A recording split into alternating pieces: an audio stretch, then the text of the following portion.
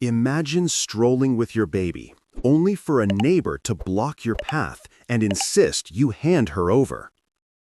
Now imagine your husband, a trained Navy SEAL, is watching every move. "Hand me that baby right now!" The words cut through the quiet street like a slap.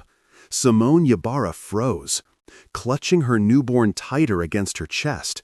She had just been strolling down Sycamore Avenue in Chula Vista, trying to give her little girl a taste of fresh air after another restless night. The California sun was warm, the air smelled faintly of jasmine, and for a moment she had felt almost at peace.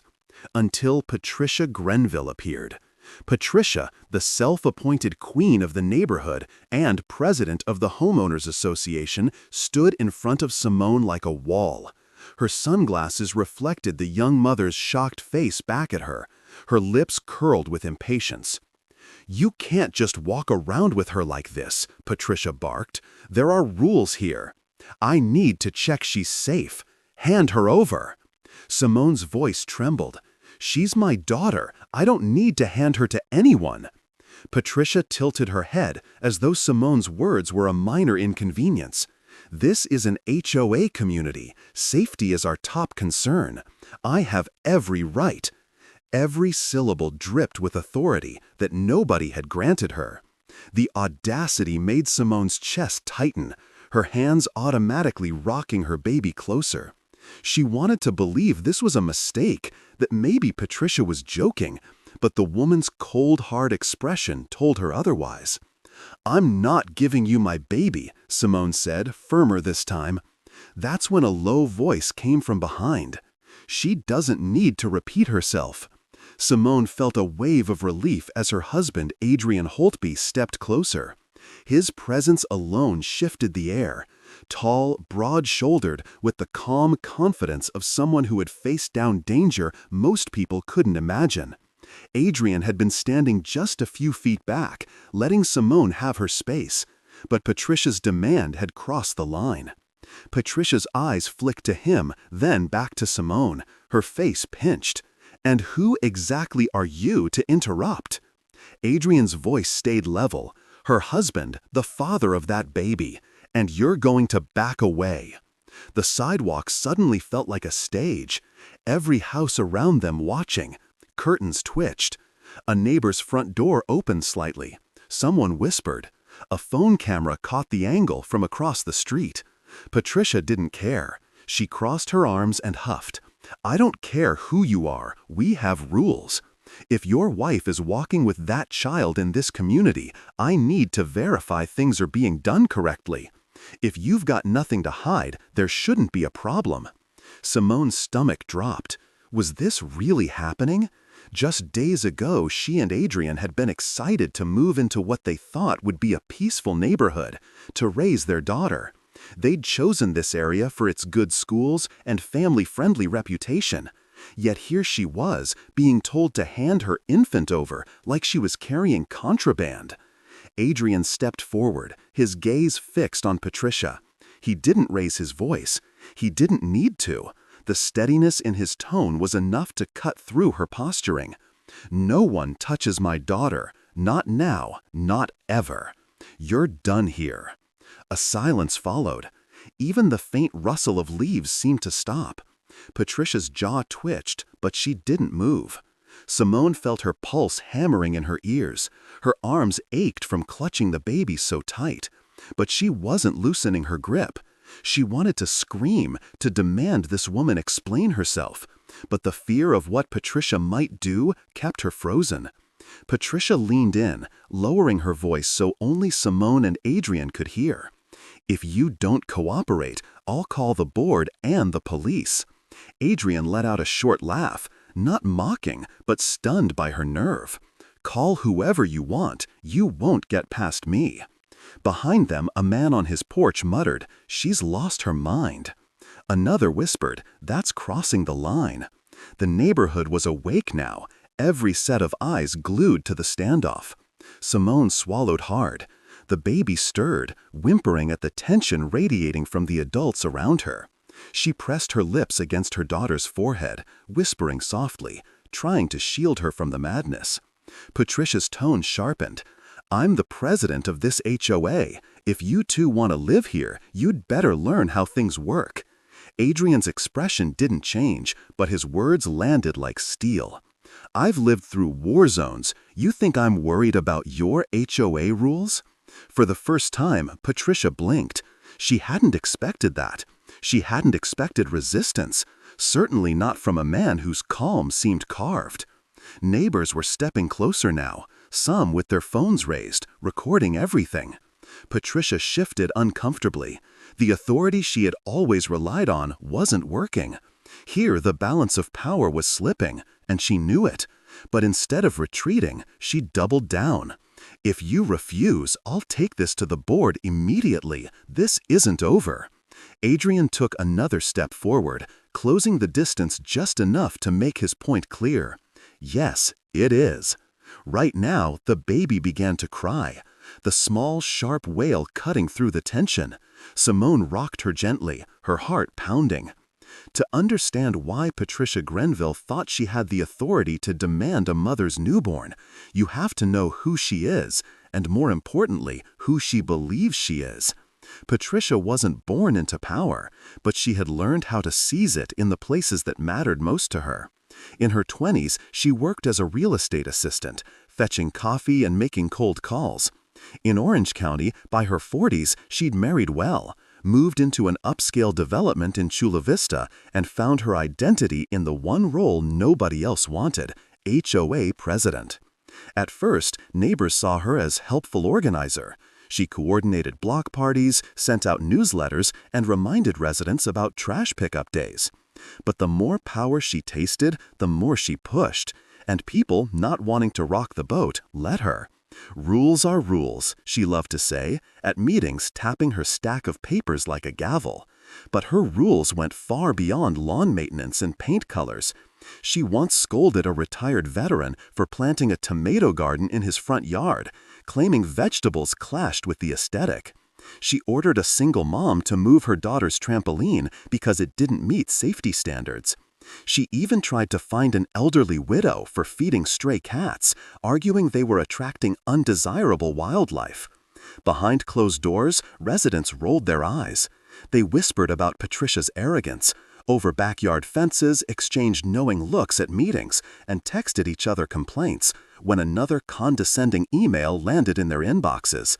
But still, nobody stopped her, until Simone and Adrian arrived. Patricia's first impression of the Yarborough Holtby family was filtered through her prejudices. She noticed Simone's natural hair, her relaxed but stylish clothes, and the way she carried herself, confident, unapologetic. Adrian, with his quiet authority, unsettled her even more.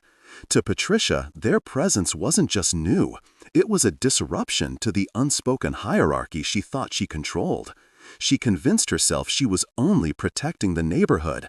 That was her story. But the truth was less flattering. Patricia craved dominance, and in her mind, demanding Simone hand over her baby wasn't outrageous. It was simply enforcing order. What Patricia didn't realize was that her actions weren't landing the way they used to. Residents had begun keeping score. A younger couple across the street, the Parks, had been fuming for months after Patricia ordered them to remove their wind chimes. Mr. Rodriguez, who lived on the corner, was still bitter over a fine he'd received for leaving his recycling bin out too long. And Mrs. Liu, a grandmother of 3, quietly resented the time Patricia reported her grandson for riding his bike too fast on the sidewalk. So when Patricia blocked Simone on the sidewalk that day, she wasn't just another HOA president laying down the law. She was a woman standing on the brittle foundation of years of unchecked behavior. Neighbors weren't just watching, they were waiting. At the time, though, Simone didn't know Patricia's history. To her, this was simply a confrontation with an unhinged stranger. Adrian, on the other hand, had already sensed Patricia's type. The first week they moved in, he had spotted her standing at the end of their driveway, clipboard in hand, scribbling notes about their landscaping. "Don't let her get to you," he told Simone after that first encounter. "People like her need an audience. If you don't give them one, they lose." But Adrian underestimated how far Patricia would go. Her demand for the baby wasn't an isolated outburst. It was the culmination of years of conditioning. Patricia believed nobody would ever challenge her. She was the president, the enforcer, the final word. And even when the neighborhood whispered behind her back, they still played along. This time, however, things were different, because Patricia wasn't facing a nervous retiree, a weary single mom, or a polite couple avoiding conflict. She was facing a mother fiercely protective of her newborn, and a husband whose calm exterior hides the experience of surviving missions in places Patricia couldn't pronounce. Still, Patricia wasn't the type to read the room. In her mind, she wasn't the one who looked unreasonable. She was saving face, maintaining order, proving that her authority extended even to the most sacred bond, a parent and child. It was twisted logic, and jungles face down enemies far more dangerous than an entitled HOA president. Patricia might not have known his resume, but she felt it in her bones. Adrian Holtby was not a man to be tested. The baby began to cry, loud and piercing, her small voice breaking the stalemate. Simone rocked her gently, tears stinging her eyes as she whispered, "It's okay, baby. Mommy's here." Patricia opened her mouth, but whatever she meant to say caught in her throat. She could feel the weight of the neighborhood's stares. For the first time in years, she wasn't the authority figure, commanding obedience. She was the one being judged. Adrian finally spoke again, his words final. "You're done here. Patricia, go home." Her nostrils flared. "This isn't over." "Maybe not," Adrian replied, "but today it's finished." Patricia stood there for another beat, trembling with frustration, before spinning on her heel. Her shoes clicked hard against the pavement as she stormed back toward her house. The crowd remained silent, eyes tracking her every step.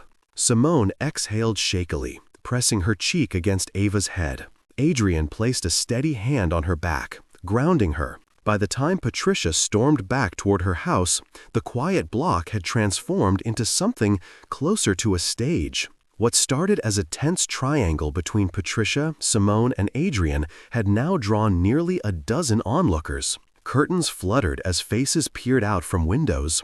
Garage doors cracked open just enough for neighbors to catch a view. Phones were out, red record buttons glowing.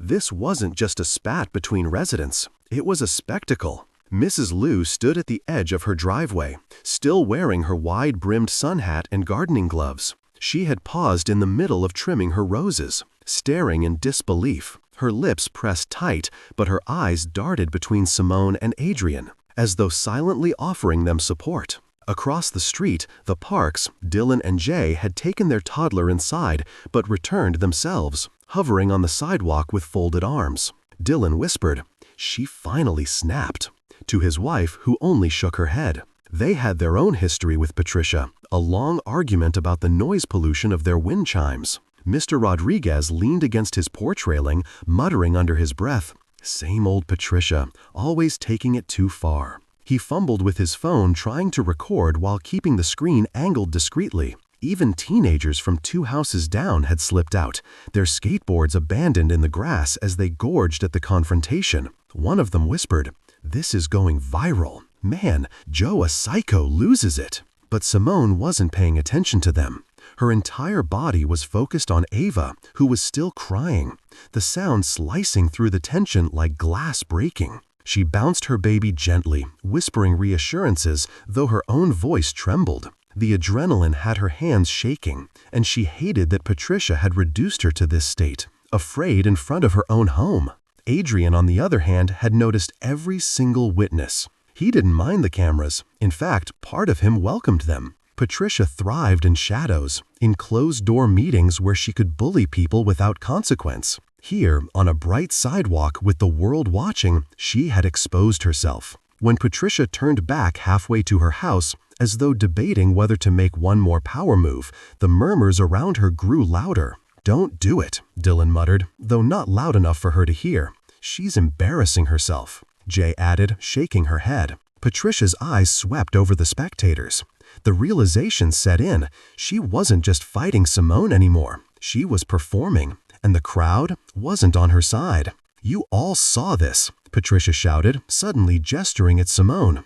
She refused a reasonable request. She disrespected the rules of this community. The audacity of framing herself as the victim made several people exchange glances. Mrs. Liu muttered softly in Mandarin, something that made her shake her head and purse her lips. Mr. Rodriguez laughed bitterly. Quest since when is asking for someone's baby reasonable? Adrian, standing with arms loose at his sides, spoke loud enough for everyone to hear. My wife was walking with our daughter. That's it. Nothing more. And this woman decided she had the right to put her hands where they don't belong? That's not rules, that's harassment. Simone, though rattled, found her voice too. You don't get to demand my baby, she said, her tone sharp. I don't care what title you give yourself. You don't have that power. Patricia's face darkened, her confidence wavered, but she pressed on, desperate not to lose control. In front of the neighborhood? You're twisting this. I was protecting us. Don't we all care about safety? No one answered. The silence was damning. Patricia scanned the crowd, searching for a nod of support, but found none. Finally, Dylan spoke up. There's safety, and then there's whatever this is. You crossed the line. The air shifted. Patricia's shoulders stiffened, as though the betrayal of silence from her neighbors cut deeper than any insult. For years, she had ruled with intimidation, notes, fines, threats, and people had gone along because it was easier than pushing back. But now, people were speaking, people were recording, and she could feel her authority slipping. Adrian took Simone's elbow, gently guiding her a step back toward their house. His voice lowered, meant for her alone. We're done here. Let's go inside. Simone nodded, though her eyes lingered on Patricia. She wanted to say more, to call out the entitlement dripping from every word Patricia had spoken. But Ava's crying made the decision for her. Protect the baby first. Everything else could wait. As they turned, Patricia shouted after them, her words breaking with frustration. You can't just walk away. You'll regret this. Adrian didn't flinch. He didn't turn. He only called back over his shoulder. We'll regret nothing. The neighborhood stayed still until the couple disappeared into their home. Only then did the whispers resume, heavier this time, rippling through the crowd. Patricia stood alone on the sidewalk, red-faced, trembling, realizing she had lost not just a battle, but her grip on the entire neighborhood. But losing control didn't make her give up. It made her more dangerous, and her next move would push the conflict past the point of no return. For 2 days after the confrontation, the neighborhood was restless. Videos of Patricia's sidewalk showdown with Simone and Adrian circulated in private group chats. Some clips even made it to Facebook community boards. The comments were brutal. She's gone too far this time. Who demands someone's baby? That's insane. Finally caught on camera. About time people see how she acts. Patricia read every word. Each one felt like acid burning through her pride. For years, she had wielded the HOA title like armor, immune to criticism. But now, people were laughing. People were calling her dangerous. She wasn't the enforcer anymore. She was the punchline. Her fury grew, and by the third evening, Patricia snapped. It was just before dusk when Simone decided to take Ava on another walk, hoping the fresh air would calm the baby's restlessness. Adrian urged her to wait until morning, but Simone didn't want fear to trap her inside. If I stop walking with her, Patricia wins, she said softly. Strapping Ava into her stroller, Adrian finally agreed, though he stayed close, walking a few paces behind with his hands tucked in his pockets. They had barely made it down the block when Patricia emerged from her driveway. No sunglasses this time, no clipboard, just raw anger carved into her face. You think you can humiliate me? She barked, her voice echoing. You think you can turn this neighborhood against me? Simone froze, gripping the stroller's handle tighter.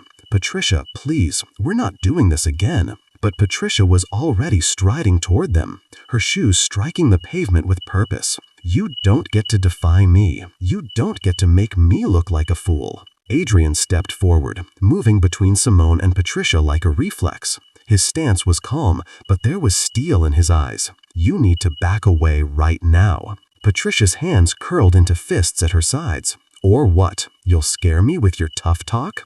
Adrian's voice stayed even. I don't need to scare you. You're doing that to yourself. The neighbors were watching again. Doors cracked open, heads peeked out. A teenager whispered, "Here we go," as his phone began recording.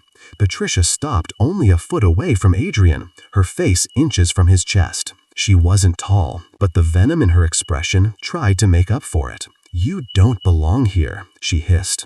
"People like you don't get to waltz into this community and rewrite the rules." Simone gasped. "Enough. Stop talking to us like that. We pay the same dues as everyone else. We bought our home just like you did. We belong here as much as anyone." Patricia's eyes snapped to Simone, and something in her expression shifted. Recklessness taking over reason. She lunged, reaching for the stroller handle. "Then prove it. Let me see that baby." The motion was quick, but Adrian was quicker. His hand shot out, clamping down on Patricia's wrist before she could touch the stroller. His grip was firm but controlled, the kind of restraint honed from years of training.